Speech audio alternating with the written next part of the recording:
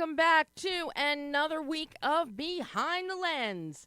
I'm Debbie Elias, film critic, creator, and host of Behind the Lens, where we go behind the lens and below the line with those movers, the shakers, the film and TV makers, the producers, directors, writers, actors, cinematographers, production designers, costume designers, composers, the visual effects gurus, the sound mixers, sound editors, editors. Who else am I missing, Pam? You name it, and we talk to them. Lots and lots of interviews of late. Lots and lots are coming up on the website, on behindthelensonline.net, for you to check out. Speaking of checking out, for those of you that didn't tune in last week for our just shy of 2-hour show, thanks to the incredible Charlie and Vlaz Parlapanides talking about Blood of Zeus and all things Jersey Shore. Check out, take a listen to it. It is up on the website. It is on our Behind the Lens YouTube channel. It is on Podbean. It is on iTunes. It is on all the digital platforms as a podcast. A really great interview with some really good insight for all of you into how animation, actually, some of the processes of animation. Once Charlie and Vlaz write a script, and how it goes from there, because they're also the producers. They have written every show. They're also producers on Blood of Zeus. So it's really interesting. Plus the whole process they went through explaining the delay in changing animation companies and the difference between the different companies. We really got into the nuts and bolts of Blood of Zeus, which is streaming on Netflix right now, Season 1 and Season 2. And if you want something just to kick back, watch, you will love it. It's a no-brainer. Watch it, you'll love it. Also, Masters of the Air, if you haven't seen that, go check it out, people.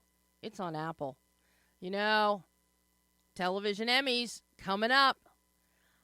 So you're going to be hearing a lot about FYC for your consideration things in the coming weeks. And I've got plenty of interviews that I've been holding for the FYC period.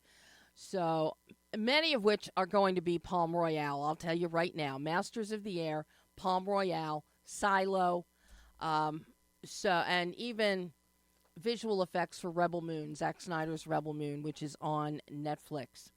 So, lots of stuff happening on the BTL end. And today, very excited for today's show.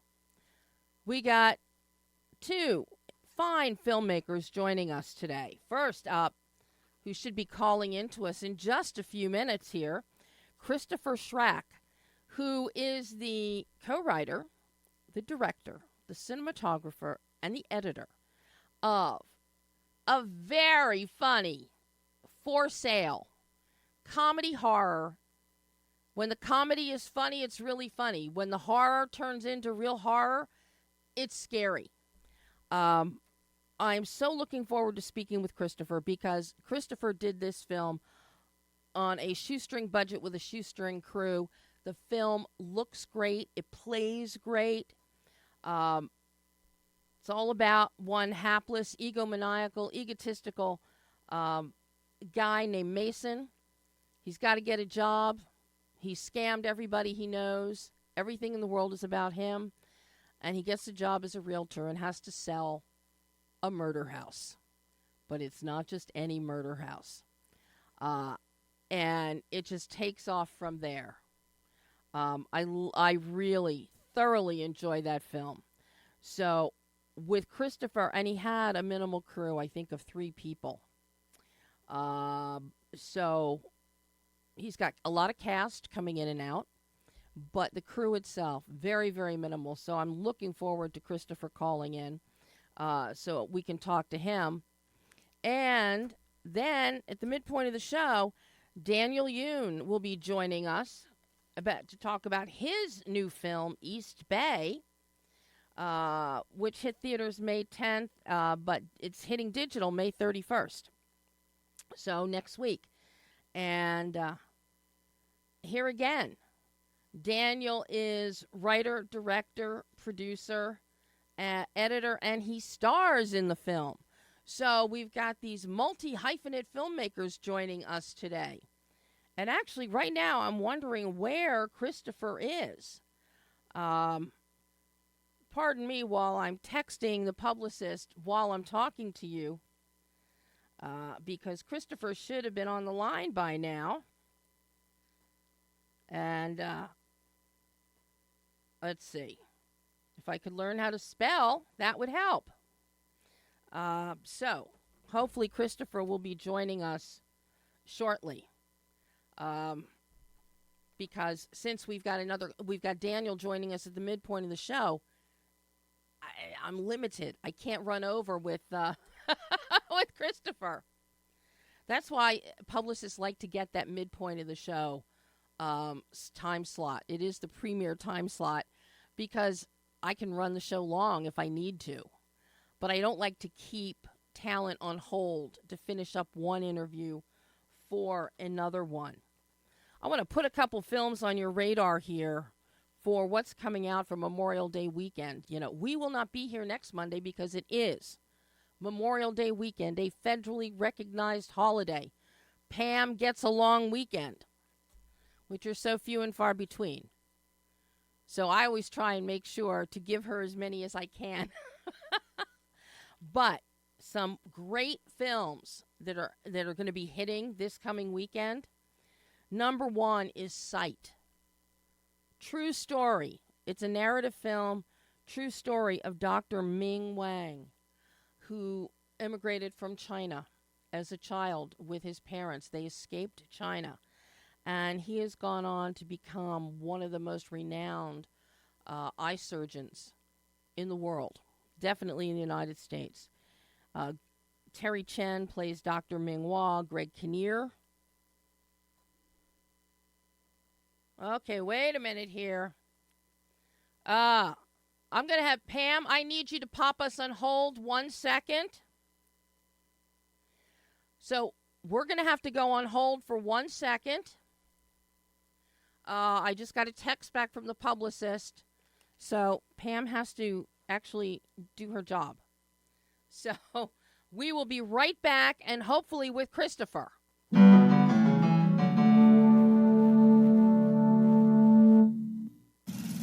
Babes, what are you doing? What? I'm just mowing the lawn. No, it's blazing hot and dry out here.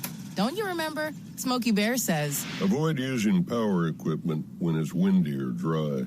Where'd you learn this? oh, it's on SmokeyBear.com with many other wildfire prevention tips. Right. Thanks, Honey Bear.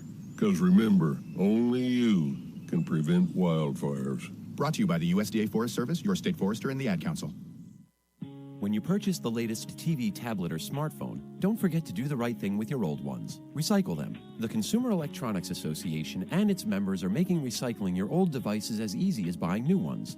Just go to greenergadgets.org, type in your zip code, and you'll instantly find the recycling location closest to your home. You'll also find recycling tips, like asking the store where you buy your new TV if they'll haul away your old one.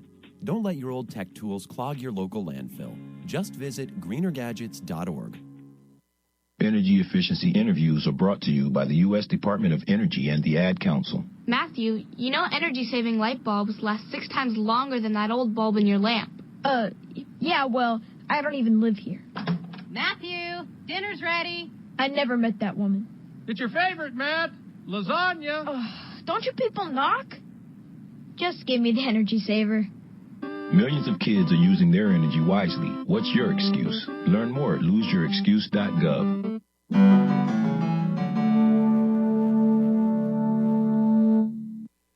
Okay, and we are back. All right. Solve the problem of where poor Christopher is. Many of you know the saga of the phone issues here at Adrenaline Radio. Well, we're still having phone issues. And it doesn't help when our secondary line, which Chris was trying to call in on, got changed, and Nick didn't bother to tell me that. Owner Nick did not let me know that. So I have now gotten the correct number, passed it along, so Chris should be dialing in here any second. Thankfully, his publicist was right on top of it, and she was sitting at the phone. So she reached out to him. She reached out to me. This is what happens with live anything. Live anything. So hopefully I see a line lighting up. And okay, hopefully I'm looking. Okay. It's Chris. Okay, all right. And we have him. Hello, Chris. Hi, how's it going? It's going. I may kill the station owner. Yeah, the number had changed or something. Yeah, we've been having phone issues, as Karen knows, since back in December when we had no phones at all. Oh, okay. And then we got numbers, our 800 number and then our second number, and he went and had the number changed, apparently, or it got changed, and didn't bother to tell me. So yeah, that's okay. Only a few minutes late. Well, yeah, because I don't want to. Yeah, I have so much to talk to you about with For Sale, because my God, I love this film, Christopher. Oh, thank you so much. I had so much fun watching this film, and Andrew Roth, who plays Mason, he's also your co-writer. He is fantastic. He is great in it, yes. He had me in stitches. But, I gave the setup of the film. Mason, he's not the best guy in the world. Everything is about him. Puts his mother in a nursing home, sells her house. He wants the money. Everything he does is about him. And now he has to get, another job because he gets fired from jobs. His girlfriend dumps him. And he gets a job as a realtor.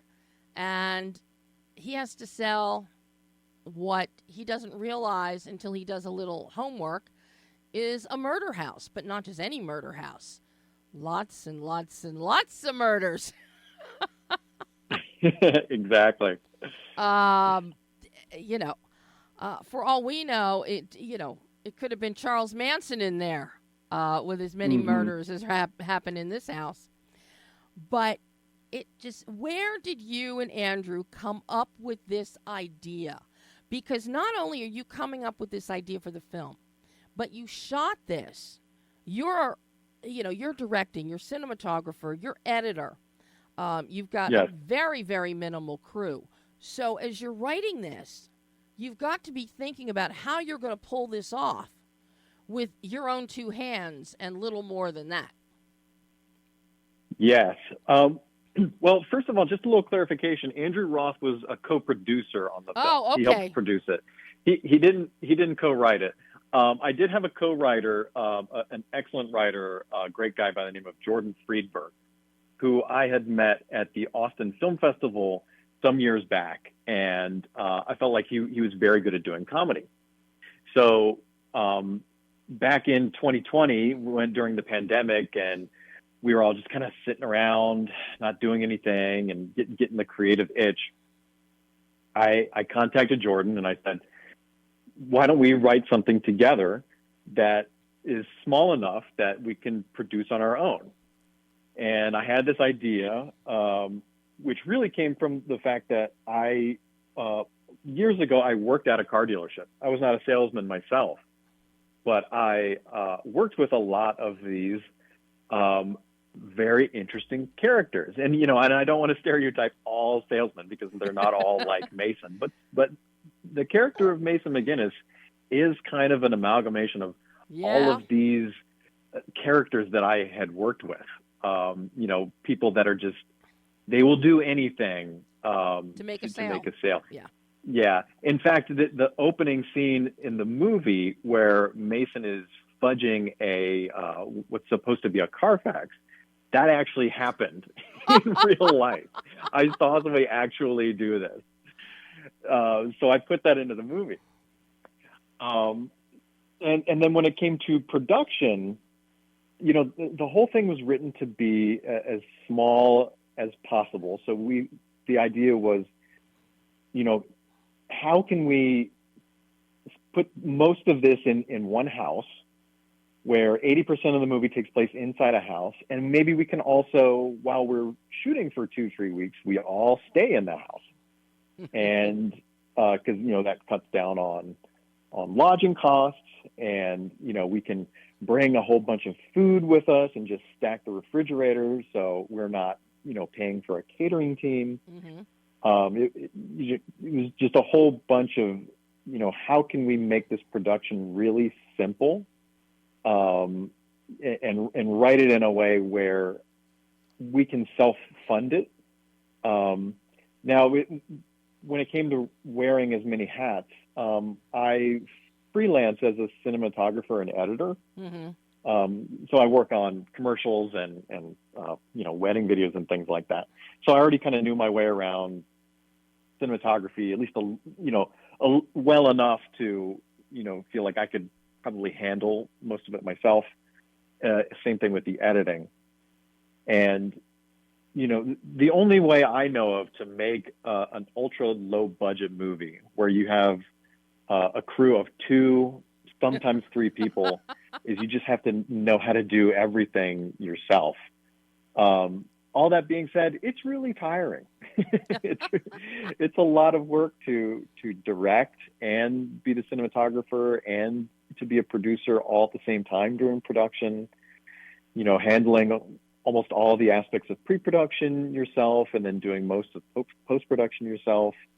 Post-production took 1.5 years because you just have to give yourself as much time as possible to do it slowly and do it right.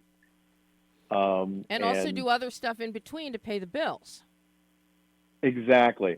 And I think stretching the production of the movie over 3 years made it easier to do that because since I was paying out of pocket, I didn't have to pay for the whole thing all at once. I could just pay for what we needed incrementally. So, you know, I only had to have enough money to pay for the production when we were shooting, pay for the actors and the food and the like. And then when it comes to post-production, I can do that slowly over the next year where I can save up some money over the next year before I have to start paying a music composer or pay some visual effects people to do some cleanup work on it. Yeah. So, in that sense, it slowing things down does make it easier to do as far as being able to fund it yourself. Well, I have to say, watching the film, one would never know that you had a very minimal crew and that you were wearing so many hats. The film is clean. It is cogent. Were it me, I might have trimmed maybe 7 minutes off of it. I've gotten that comment. Yeah, maybe 7 to 10 minutes tops, just to clean it up a little bit. But it is so entertaining watching this and watching Andrew's performance as the house is becoming unhinged and he's becoming a hapless mess. And it's hysterical to watch that. But this is one of the really wonderful things that you do with For Sale is this is an instance where the house truly is a character.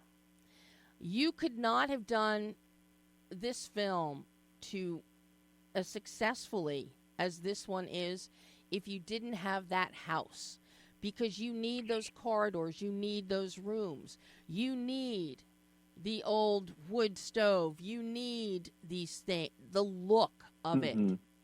And the house is integrated so perfectly into this story and truly is a scene partner for Andrew's character of Mason. Well, I appreciate that. Interesting about the house, For Sale was actually written for a different house. We were originally going to shoot in Florida because we had a location that was going to give us the house, house owner that was going to give us their house for free.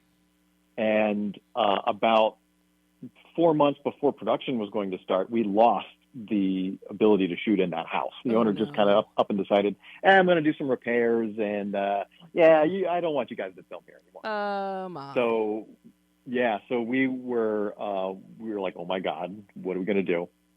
I started contacting Airbnbs, and I was just looking for old houses that happened to be Airbnbs, and I would message all of them and say, hey, I'm a filmmaker. We want to make a movie in this house. We wouldn't do anything in here without your permission. That's why I want to let you know ahead of time.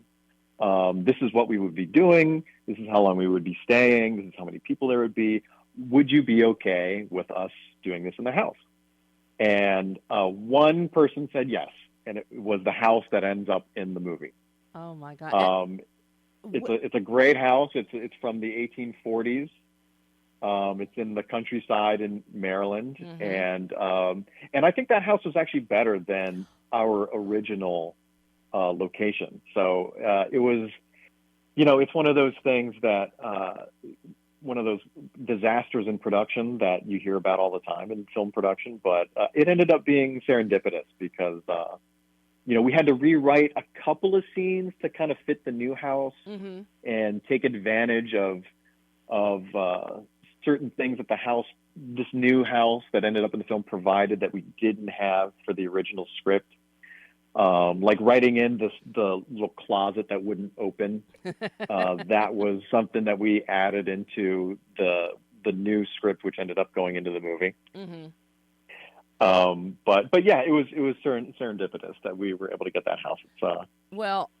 I have to tell you, from an ambient standpoint, from a visual standpoint, I think getting this particular house from the 1840s, I mean, the look of the house, and it's got, that East Coast, the Maryland, Jersey, lower Pennsylvania vibe. You've got the foliage, but it's the design of the house, and you think a lot more in that region of the country about ghosts and hauntings and murders in houses, things like that.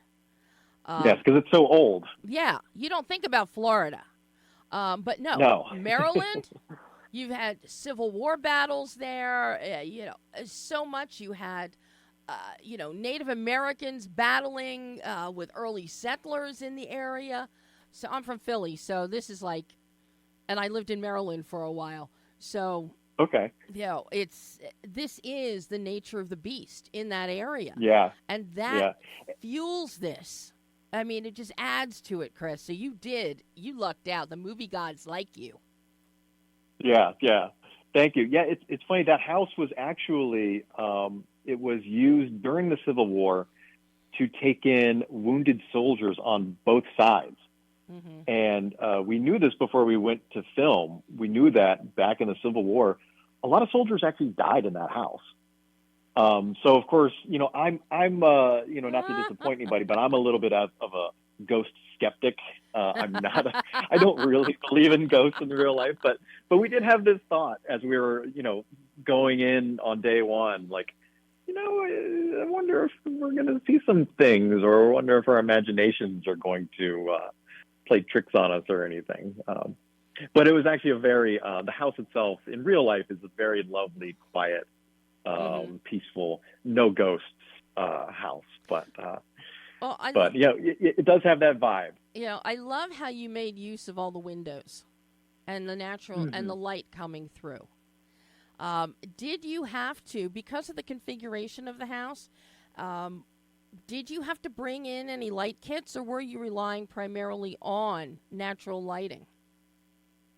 We primarily, during the day scenes, we were primarily relying on natural lighting for two reasons. Number one, it just made production faster. And the house had enough lights, it had enough windows that we could kind of take advantage of it.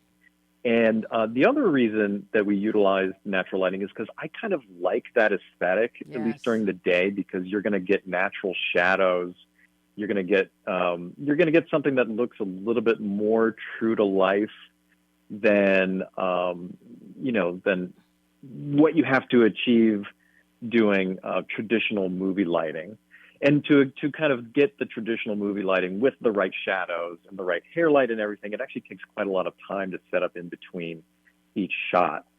And I just kind of figured I'll just use the natural light of the house to just give me those little bit of realistic shadows and lighting, but also it allows us to move a little faster and to make sure that we're making our days. Mm-hmm. Because when you're doing an ultra low budget film, you really don't want to get off schedule. You want to make sure that you've captured everything that you set out to capture day by day. Mm-hmm. Now during the night scenes, I tried to utilize environmental light when I could. If there's a lamp on, we'll use that. But for some of these night shots, especially towards the end of the movie where it's dark, that's all studio lighting. Yeah, it reaches a point where you have to. But I love all the natural light, and it's a great contrast with what you're doing at night. And you can. It's much more tactile.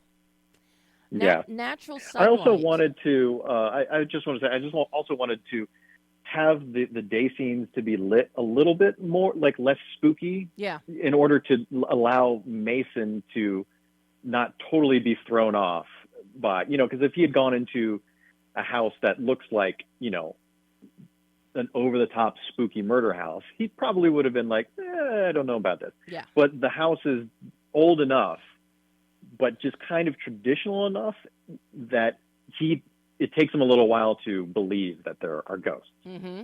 And the lighting was a consideration in that as well. Yeah, especially when he walks into the master bedroom. And you've got light coming from two different angles.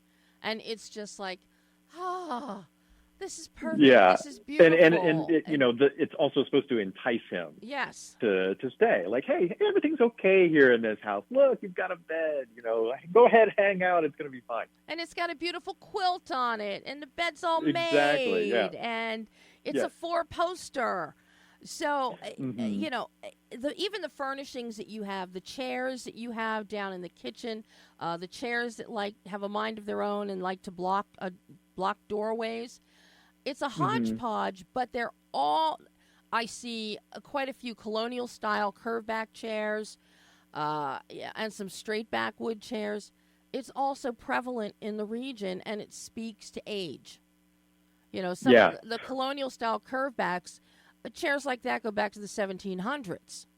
Just look in Independence Hall. Yeah. Every chair in there is done like that.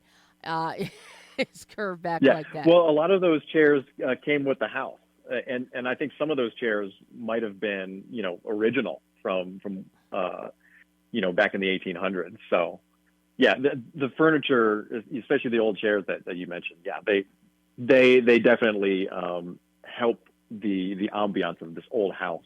Yeah. No, just really well done. Now, in addition to having Andrew, you've got two other principal actors involved. One is Corinne Briddy, who plays Claire, a medium that Mason seeks out to exorcise the house. Not realizing a medium isn't going to exorcise the house, but maybe she can help him communicate with the ghost so he can say, please go away, Mr. Ghost.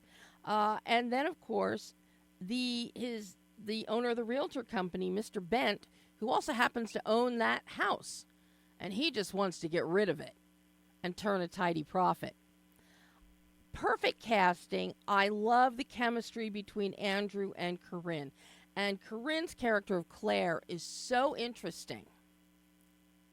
Thank you. Yeah, Claire is my favorite character. And the way that Corinne plays her, deadpan. Totally deadpan. Emotionless. Yeah, she's great. Yeah, Corinne was perfect for the role. How difficult was it to cast? Good question. So, with regards to Andrew Roth, the role of Mason McGinnis was actually written for him because I had worked with him in the past. And, for years, he had been saying to me, hey, let me know when you want me to do a lead, because he was always available. And when it came time to write the script, I had him in mind. So what's a vehicle that I know Andrew could play really well? Can he play the arrogant jerk, but also he's got enough humanity to him that you will want to follow him and kind of take pity on him a little bit, and can be funny at the same time. Mm-hmm. So Mason was written for Andrew Roth. Steve Montague, who played Mr. Bent, was referred to me through another actor who I'd worked with before, and Steve was just perfect for it. He had the look for Mr. Bent exactly. It was exactly who I was picturing. And Mr. Bent is supposed to be kind of this weird, slightly silly, but just kind of a weird oddball man who has his own unique personality. Mm-hmm. And Steve Montague was just great at kind of capturing that. And with Corinne Briddy, she got cast the traditional way, which was that I put out a casting call, and she answered it and did a couple of auditions, and she did the role the best. So I said, "You got it." I mean, just top notch, and just so perfectly, they all perfectly meld. But Steve, as Mr. Bent, he does have that quirky, even maybe a little skeevy quality to him. So you could see why he would take a chance on somebody like Mason. Mm-hmm. But all three of them are just great to watch. But yeah, Corinne as Claire is just divine. Yeah, she's great. Yeah, my favorite scene in the film is when Mason and Claire first sit down for the seance, because I think they play off of each other in this moment so well. It's my favorite little comedic bit of the movie. Yeah. But both of them, are just they're so great. Yeah, and as we get into the third act, and we don't want to give away any spoilers, but we see a lot more. See some real fun happening there between Mason and Claire as we get into the second half of the third act. And mm-hmm. It's actually, there's some really sweet moments there, Chris. Good. Yeah. Well, again, it's just a testament to their performances and then their acting. They just really went for it, and I mean that they had great chemistry as these two. Just absolutely wonderful. Now, talk to me about your visual effects, because you do have some really neat visual effects happening here, especially with the frosted glass door. Was any of that done practically in camera? Did you do it as VFX in post? You don't have a lot of visual effects, but the ones that you have, they're judicious, they're effective, and in mm-hmm. the case of the frosted door, look really cool. Yeah, so with the frosted door, so that was practical. So not to, I guess I'll spoil it a little bit. I think you're referring to Mason turns around and he sees all these hands on the glass, ghostly hands. So that was me, Andrew, and my brother David, who was running sound. We put on these nylon, almost like these nylon gloves for women's fashion. And we just kind of stood back from the frosted glass and we lit it from behind, and we just kind of did it ourselves. And then I sped it up a little bit in post, and that's the effect. So we tried to do as many practical effects as we could. I think the best looking digital effect in the film is at the end, there's a lightning storm. You'll see lightning in the sky. That was all digital. And for that, I found some really good VFX artists who did that, and they look great. Some of the best digital effects in the movie are actually effects that you are not supposed to notice because they're corrective. And again, when you're doing an ultra low budget film, you're just gonna make mistakes because you don't have a continuity person. And, you know, if you're directing and DPing at the same time, it's really easy to kind of lose your track on continuity. So we actually used a little bit of CGI to correct some continuity errors, and it's great. You know, before digital technology, you know, you'd have to go back and reshoot a lot of that stuff. But yeah. No, just on for every single aspect, it is just wonderful, Chris. Really wonderful job just so well done. I'm impressed. Thank you. So now, how can everybody see For Sale? Well, it is currently out on demand everywhere, including Amazon, Apple TV, cable on demand, as well as Google Play and Microsoft. You can rent it or purchase it. Please check it out today. Well, I'm actually going to buy it because I like it so much. And it's one I really appreciate that. It's one I will watch again. Chris, this has been so wonderful having you on the show. Unfortunately, I have to let you go so that we can get our next guest on. But I hope you'll come back on the show again. You are a delight, an absolute delight. Well, thank you so much for having me, and I hope to be back on the show whenever you want. Just let me know. But thank you for having me on, and I appreciate all your kind words about For Sale. And if it sucked, Karen will tell you. I would tell you, and why. So sounds great. Oh, Chris, thank you so much. You have a great rest of your day. Bye-bye. Thanks. You too. Bye-bye. Bye. And that was Christopher SCHRACK talking about For Sale. All right, now, apparently we are having major phone issues. So we're going to take another short break so I can give this phone number to Pam because we're going to have to call our talent. Needless to say, Debbie is not a happy camper right now with station owner and this phone situation. But we will be right back in just a minute as soon as Pam can bring up the bumper.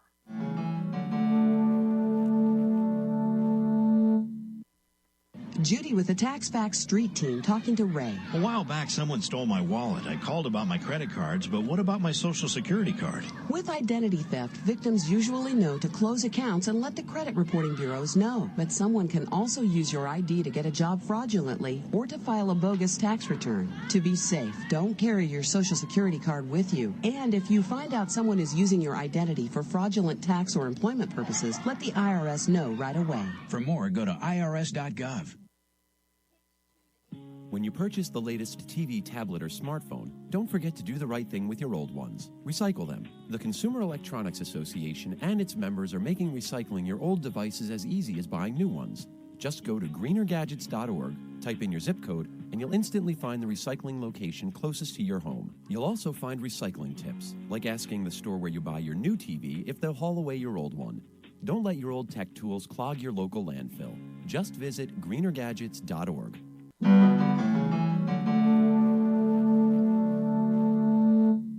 And welcome back to another day of phone catastrophes on Behind the Lens. But we have now Daniel Yoon is with us. Are you there, Daniel? I'm here. Yay! Welcome, welcome. Sorry Thank you. I can barely hear you. Uh-oh. Pam, can you do something about that? Is that any better? Not really, no. Not really. Okay, well, Pam needs to work on that in there because I've got the volume up here. I don't know how much louder I can talk, so. Okay, that's a little better. That's a little better, Pam. All right. So welcome, Daniel. Welcome. Thanks so much. Sorry we had a phone issue there and you couldn't get through. Oh, no problem. But thankfully Kim could reach you and you emailed my info line, which kicks over to me. So, oh, great. I am so happy to have you here to talk about East Bay. Thanks so much for having me on the show. Oh, my pleasure. First thing I want you to do, because this is a very unique kind of film, the story you are telling. And I was fascinated by it. Describe the story of this poor schmo, Jack Lee, who is not having the best time in his life.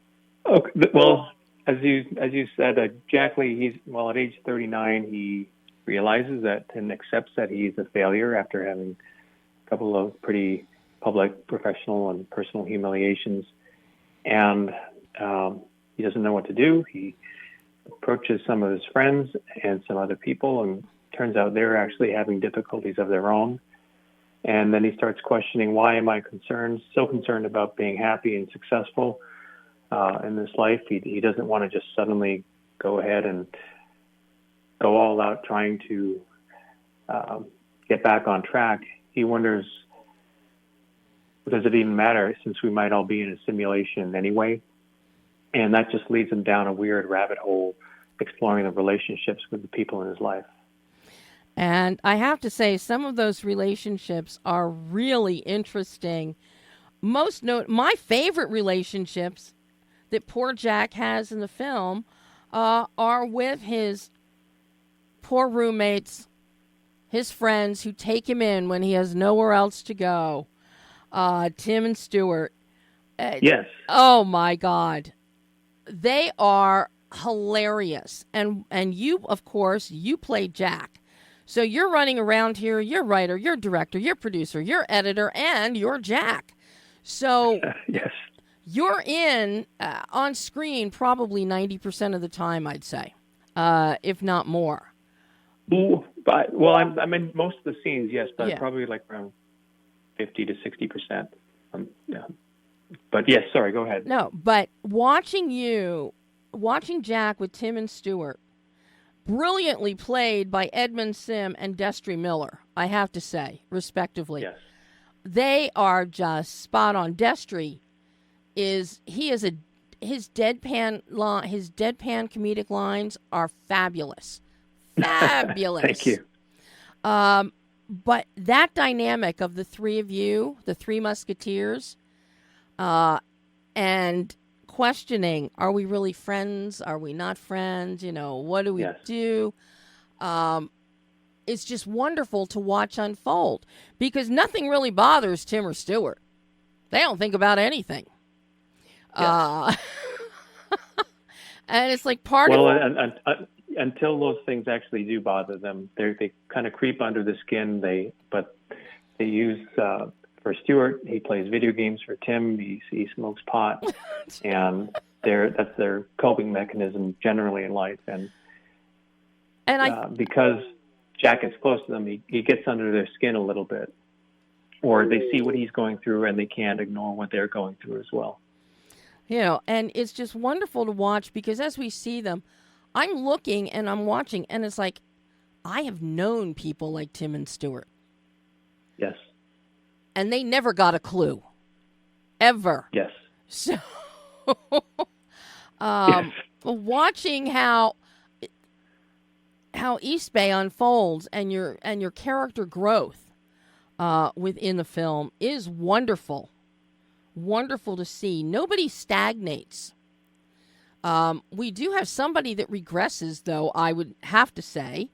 Or maybe not regresses, but the truth about her comes out, which is just it's fantastic to see. We don't often see a character turn like that in reverse. And then Constance Wu is just absolutely charming as Sarah. Absolutely Isn't charming. she? Oh, my gosh. And you guys have great chemistry. Great chemistry. She's obviously done far bigger projects, but to me, I know I'm a little biased, but to me, I like her better in this than anything else she's done. She brings a vulnerability, a sensitivity, but also this explosiveness and power. It's a special performance. It really is. And watching the dynamic between Sarah and Jack and the calm that you keep Jack in, and unflinchingly so for a good portion of Jack's interactions.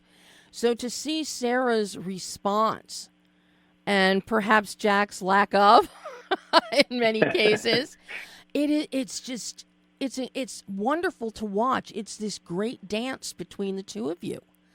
And it's so enjoyable, Daniel. So enjoyable. But she really, so I have to agree with you, with Constance.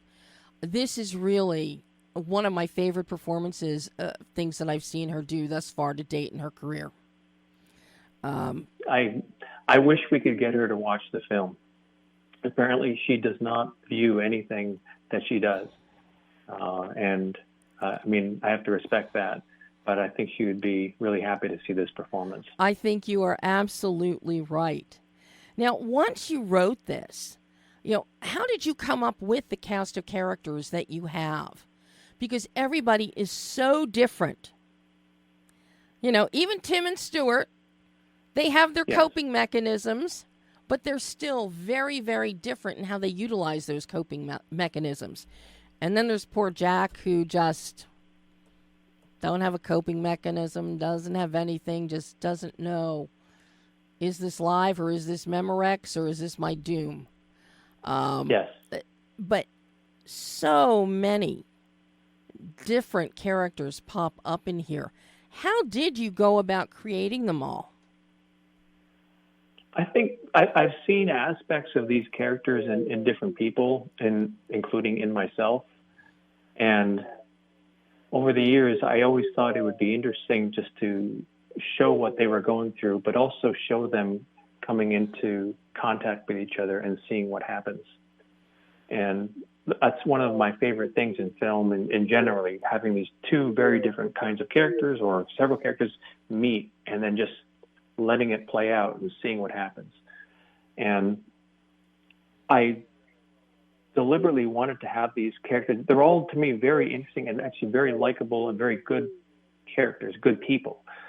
But we see them at their worst. And by their worst, I don't mean we see them actually in the most difficult situations where they actually call to be their best. We see them being their worst in the most difficult situations. So reacting poorly, doing things that they regret later, having them react in a way that they feel brings to light the worst aspects of their personality rather than their best. And that's what I wanted to see what happened when we put these different individuals together in scenes, and then what followed from that. Mm-hmm. Now, visually, you make great use of visual tonal bandwidth, depending on the characters, such as our guru. Everything around her, it's beautiful, it's golden, it's warm, until it's not. Yes. Then you've got starker, brighter light around Tim and Stuart. The harshness, the vacuous nature of their existence almost. I like how you give us those tonal adjustments within the visuals. Was this a conscious decision? Obviously, this was a conscious decision, especially when we get with our guru and our self-help and the beauty and the golden notes. But were you structuring this while you were writing it from a visual standpoint as well? Very much so. I wanted the audience to feel very different things with these different characters. And once we're in Vivanti's world, I want them to feel that it's a magical place and it's full of possibility. And the music reflects that as well. And then with the guys living right beside these elevated train tracks, the Bay Area rapid transit tracks, and having that as a constant interruption in their life, that to me was a very deliberate choice as well. Mm-hmm. No, it's just, and what you also do with Vivanti, you use a lot of close-ups, facial close-ups. Yes. Now, granted, the camera loves Kavi, who plays Yes. Vivanti. The camera loves her. She's luminous. But that's where you use your close-ups. even with Constance's character of Sarah, you pull back. We have some frontals, but it's like a mid. You know, it's not a 2, but it's, you know, you're coming in from a 2 shot, but there's still plenty of room around her, even when we get a face front. But with Vivanti, really, the camera goes in. Yes. So that she more or less is like so, metaphorically, she's infiltrating. She osmotically trying to get into Jack. And it's really interesting. I was fascinated by that because that's how it felt, like she was trying to, you know, force herself osmotically into Jack and like take him over, eat him like an amoeba or something. I'm not sure. Well, thank you so much for noticing that. Actually, you're the only person who has noted that. And I wanted the audience to feel like that she was just all over them. And because and just not only in terms of the camera, but also she's just this intense, charismatic, overwhelming person. And I wanted the audience to feel that in every way. And of course, you know, once we hit a climactic moment between Jack and Vivanti, the camera suddenly, it's pulled back. We're in the bedroom. The camera is now pulled back. You've got a wide 2 shot.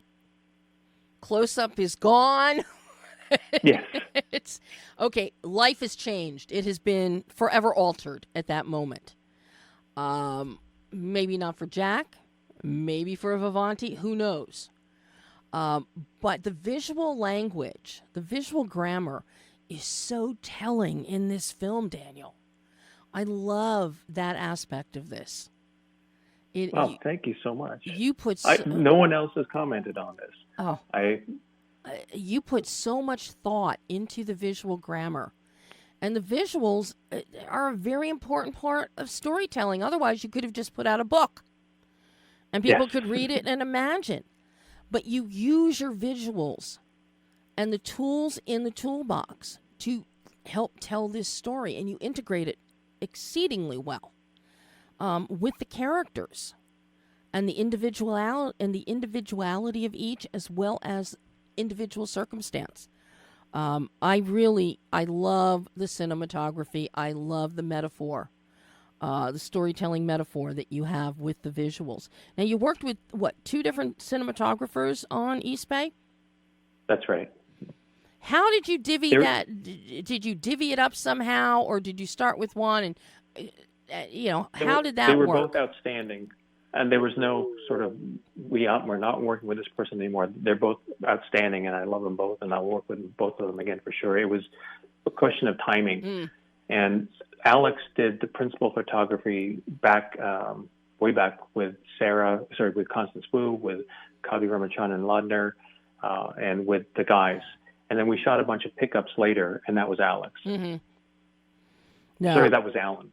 The cinematography is just standout, from the lighting to the framing, just so well done. Now, thank you. At what point did you start editing? Were you editing as you were shooting? Did you wait till you had all the footage assembled and then go ahead and start editing? What was your editing process? The film took a long time. We shot, this is painful to talk about, but the principal photography took place in 2010. So this was Constance Wu's first lead in a feature-length film. This was before Crazy Rich Asians. This was before Fresh Off the Boat. And about 60% of the film, I thought I was done at that point, but actually it turned out that what we shot then ended up only being around 60% of the film. And I rewrote some scenes, wrote some new scenes, reshot a bunch of scenes that I didn't rewrite. And so as I was editing on, holes appeared. I just realized this is not working. We need something else here. The structure isn't working. Or this entire side of the conversation is not working.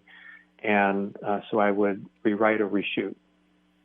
And that was the process. And actually, it was partly due to some family health issues that the process took so long. Mm-hmm. But then the pandemic came along, and that actually made things go a little slower as well. But it's been a long, crazy journey. Wow. So you actually started this in 2010. That's right. So 14 years later, we see the light of day. Yes. Yes, it's been an odyssey. Wow. That's an understatement. Now, once you realized you had holes and you had to go back and you had to rewrite some stuff and you had to do more pickups and shoot more, was there a problem getting any of your actors back? Did you need to, or did you manage to fill in your holes, so to speak, with yourself and ambience? I guess the constraint I operated under was that I can't get these other people back. And so it was mostly with just me and actually one of the hockey buddies, Edmund Sim, who plays Tim. So that was, I tried to actually do some stuff with some of the other actors, but I realized the scheduling and the logistics were just going to be too difficult. And so as long as I focused just on myself and one other actor who was available, then I could do something. If I'd actually opened the door and considered reshoots with everybody, then we'd have a different film for sure. Mm-hmm. But I didn't consider that. Mm-hmm. Yeah, and I love the hockey sequences. Oh, I mean, thank you. You're a very fine hockey player for pickup hockey.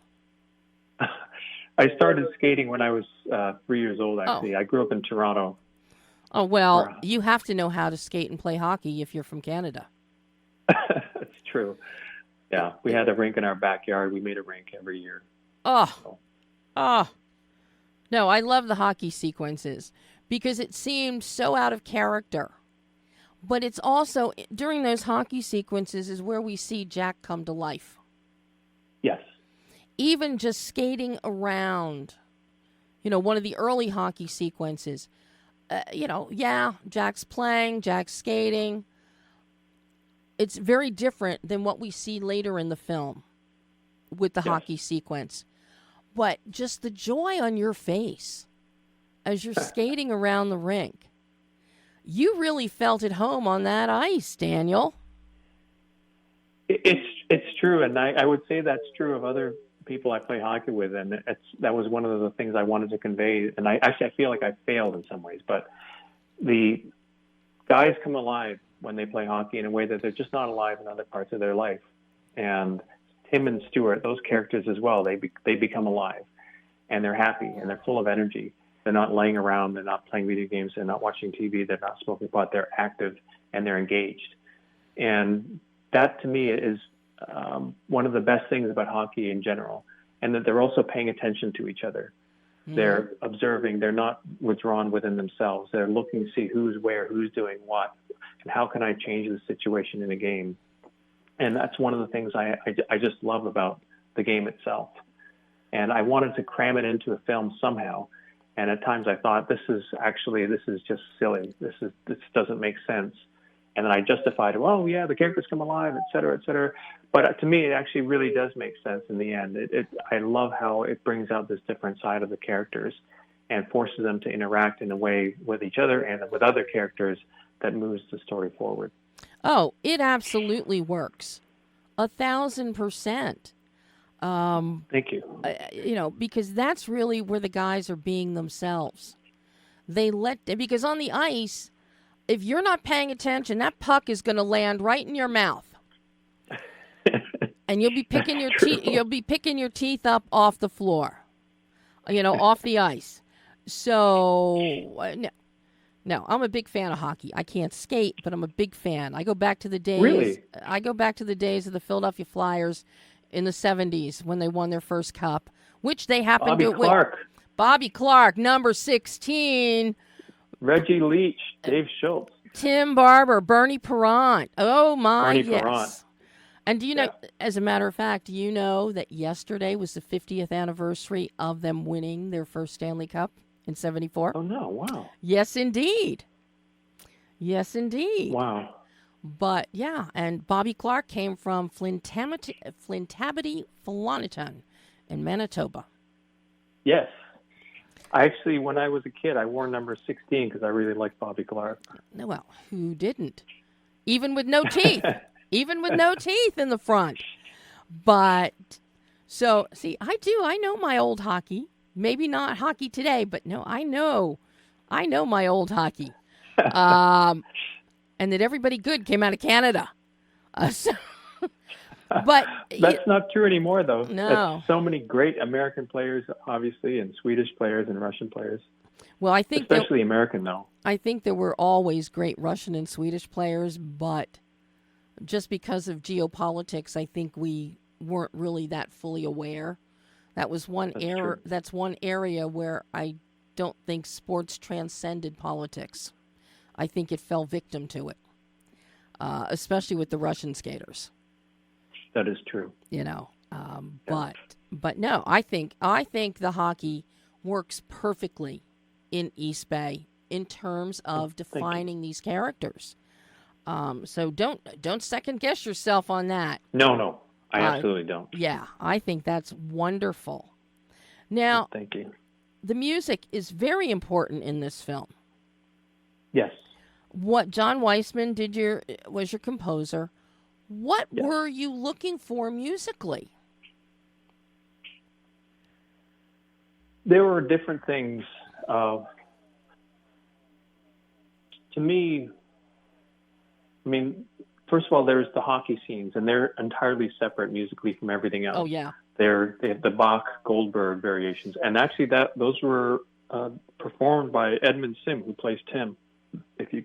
And they're incredible. Wow. Yeah, he's a superstar of a human being in many different ways. Actually, he's a superstar computer programmer, and he's never actually smoked pot in his life.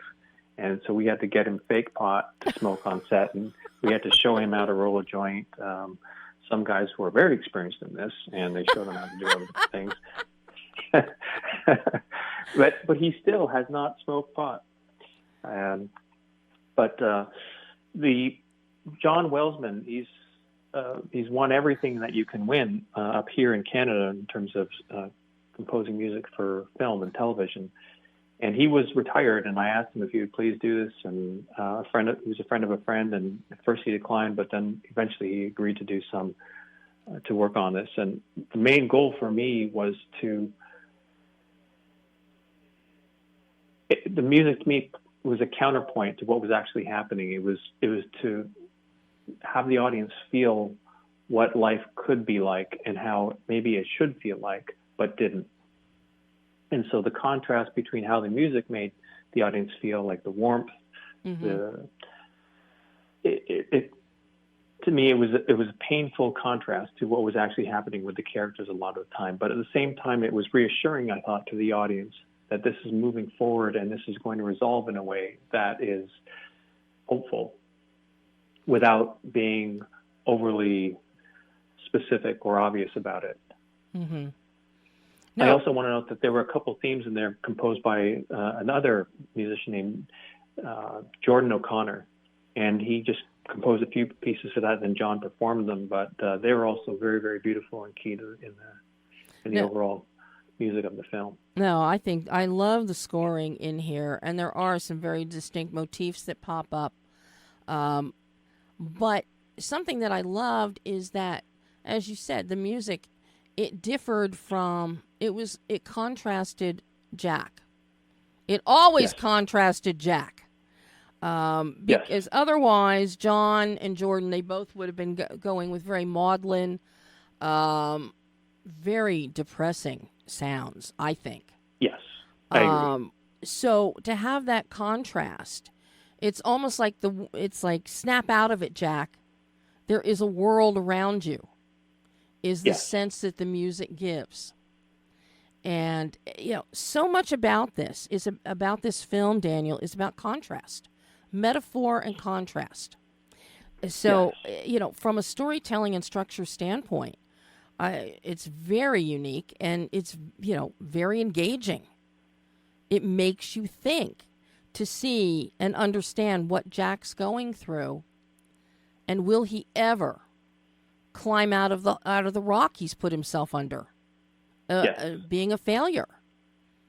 So while everything is happening around him, you have the vibrancy and hopefulness of Vivanti and her encouragement and how I am God, you are God, you can be God too. It was kind of like an Anthony Robbins or Tony Robbins pumped up on adrenaline and steroids with positivity. Just so well thought out. This East Bay shows so much thought, Daniel.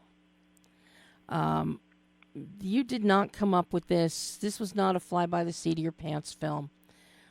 Starting with the script, you thought about every aspect of this, and the proof is in the pudding with your storytelling. Thank you. It comes through. Now, everybody is going to be able to see East Bay come May 31st when it is available digitally. Yes. Are you excited for that? Yeah, absolutely. It's been a great theatrical run. We were still in theaters now, but last week I think we were in 51 theaters around the country and in Canada as well. And I did not expect that at all. And so that was just a huge surprise, and I'm just overjoyed about that. And people still actually don't go out to theaters very much, and that's to be expected these days after everything that everyone has gone through with the pandemic. But I'm glad that people will have a chance to see it, digitally, which is I think the preferred mode for most people now, anyway. Well, and the thing is, this film, I watched it digitally, but I hooked it up to my 55-inch TV. So I was watching it on a quasi kind of large screen. No tiny, some stuff, if I'm too lazy to run the HDMI cable, I'll just watch it on my laptop. That's a 17.5-inch screen. So I can live with that. But no, this film, though, is one that some films you have to see on a theater screen. You have to, in order to really see everything. Because this is a much more intimate film, people will not be shortchanged by seeing it digitally, sitting at home. Yeah. They will not lose any of the emotionality, any of the thought, any of the considerations. It's an intimate film. So that's an excellent thing in your favor. Oh, thank you. So that there's no excuse for people not to see this sitting at home on the 31st. Now, something I do have to ask you. Yes. Very important question, Daniel. How well did actor Daniel take direction from director Daniel in portraying Jack Lee? They say that you should never act and direct, and it's true. It was very difficult, and just for logistical reasons, and that you do a take, and then sometimes you need to view the take, and all of a sudden everything is taking twice as long now.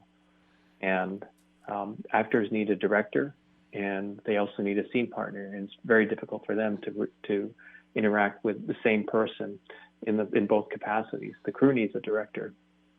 So that was tough. I think actually what was even tougher for me personally was seeing myself as this character. My first feature film, Post Concussion, actually it won a bunch of awards. I won 5 acres of land in Taos, New Mexico, actually. And it was the opening or closing night film at pretty much every Asian American film festival the year it came out. And so this character was very different from what I see as myself. And this character was very passive, very down on his luck, very troubled. And it was very painful for me to see myself that way on the editing screen for that long. And I think it really messed me up in the way I guess I can only imagine, say, how you hear about actors getting messed up by the characters that they play, like Heath Ledger playing the Joker. I don't know anything really about what he went through. I've only read little things here and there, but personally for me, it messed me up to see myself in the role of this character for that long. I think it's inevitable to start thinking of. It's very hard for audiences generally to separate the actor from the character. It bleeds over no matter what. I still think Henry Cavill can fly and is wounded by a kryptonite. Yes. But it's, seeing oneself in that, to me, I'm not sure if it's ever something I ever want to do again, just because it was so difficult. Well, you pulled it off. Stop wearing so many hats. And I bet I'm really going to see you soar when you're not giving yourself direction and having to decide if you want to listen to yourself or not. Because that's got to be tough, because you're the writer as well. So how precious are you with the words? And as an actor, are you thinking while you're in the moment of acting, no, that phrase doesn't work right, I want to get rid of it. But then you've got writer-director Daniel saying, no, it has to stay in. That can make you crazy. So I want to see you, if you can give me something that's this good, wearing all the hats, I can't wait to see what you give me when you're not wearing all the hats. Oh, thank you so much. Oh, Daniel, this has been such an absolute joy getting to speak with you about East Bay. I can't wait. Likewise. I can't wait to see what you do next, and I hope you'll come back on the show again. You bet. If I haven't blown up the phone system, which I'm tempted to do after today again.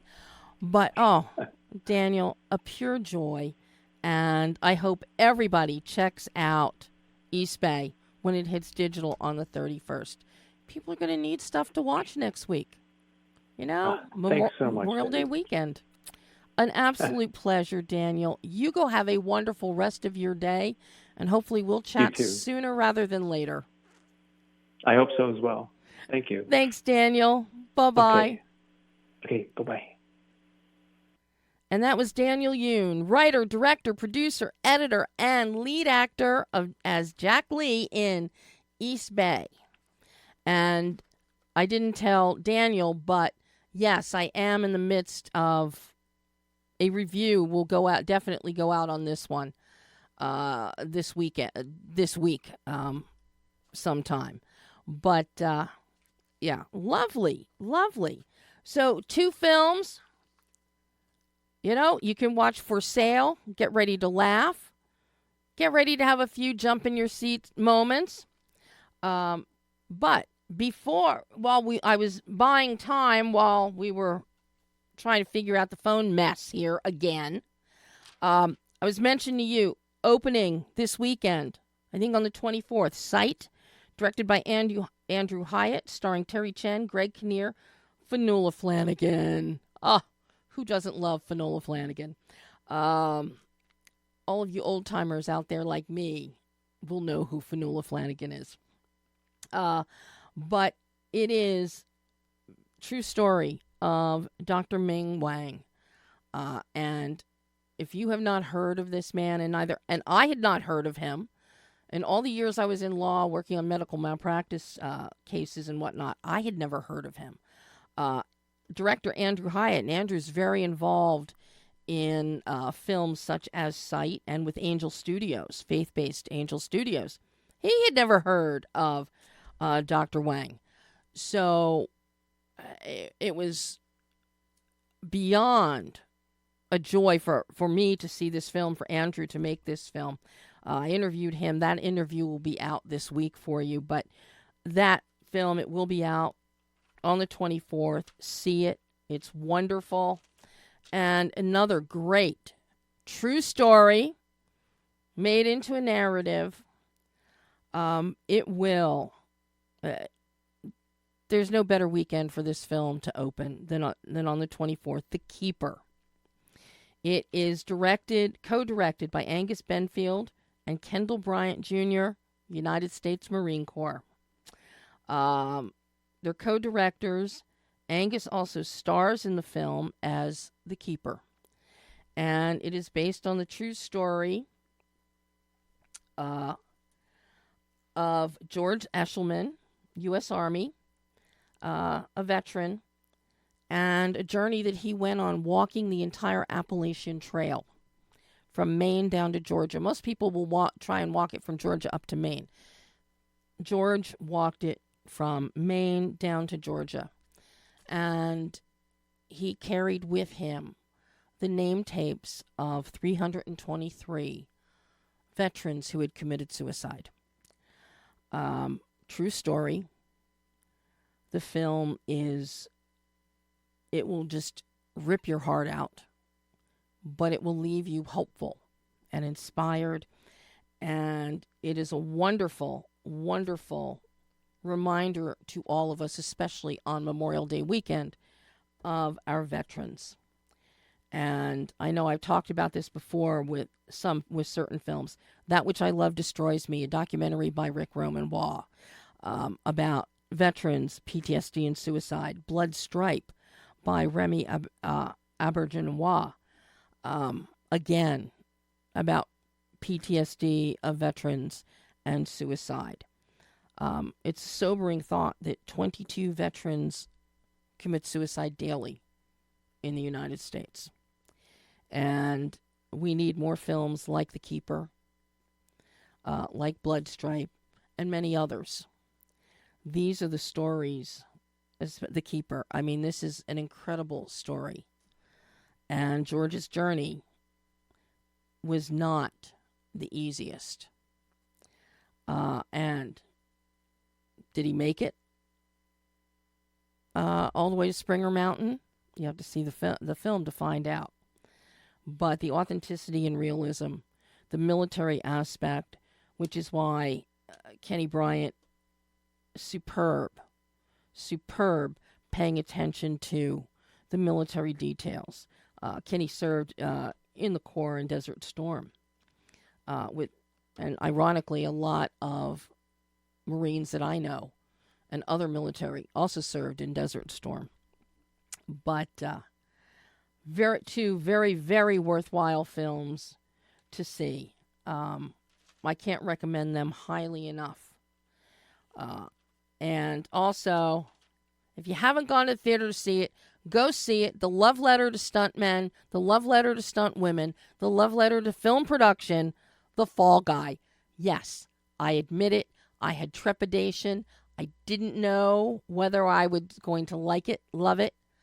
I love this film so much. And this week, you're also going to hear my interview that I just did on Friday with the sound guys of Formosa, Mark Steckinger, Paul Susak, Luke Giblion, 3 members of the sound team. But if you haven't seen it, and even if you have, go see it again, because it is awesome. Awesome. The stunts are to die for. And the Academy of Motion Picture Arts and Sciences, we need an Oscar for stunts. Period. All right, on that cheery note, and there's a really cute dog in The Fall Guy, too. So, on that cheery note, we went over. This was not my fault. Technical difficulties with the phone system again. But no show next week because it is Memorial Day. I will be back on Monday, June 3rd. We're going to be talking Wild-Eyed and Wicked. And on other weeks in June, we're going to have some old friends joining us again. Jonathan Smith's going to join us one day with a series. Steve Balderson is going to be back with us talking about a series he's done. And we're going to have some films that are going to be in Dances with Films the end of June. We're going to have those filmmakers start joining us as well. So, until June 3rd, have a wonderful Memorial Day weekend. Go to the theater, see movies. Until then, I'm Debbie Elias. This is Behind the Lens.